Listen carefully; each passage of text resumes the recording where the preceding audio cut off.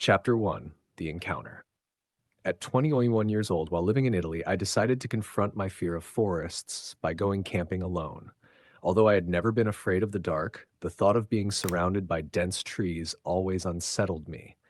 Determined to overcome this irrational fear, I set out on a 3.5 hour drive to a remote campsite. I arrived as the sun was beginning to set, so I hurriedly set up my tent and gathered wood for the campfire. By the time I was finished, the forest had been consumed by a darkness far more intense than I had imagined. Despite the eerie atmosphere, I remained resolute and started a small fire, hoping to relax.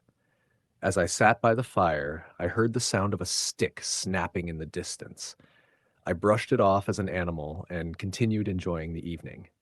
Eventually, I decided it was time to sleep, so I doused the fire with water and crawled into my tent.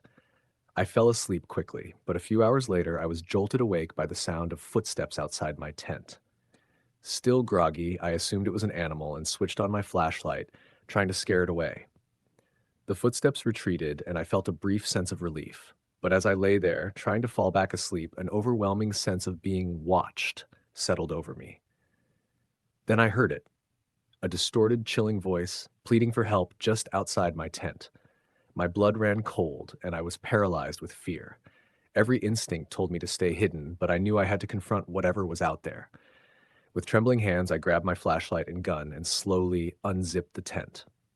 What I saw outside defied all logic. Standing there, illuminated by the beam of my flashlight, was a figure that resembled a man but was far from human. It had no eyes, its arms were grotesquely long, and its skin was deathly pale. I stood frozen in terror, unable to move or even breathe, as the creature stared at me with its empty sockets. In a desperate attempt to survive, I raised my gun and fired twice at the creature. Both bullets struck it, but it didn't even flinch. Panic surged through me as I realized there was no fighting this thing. My only option was to run.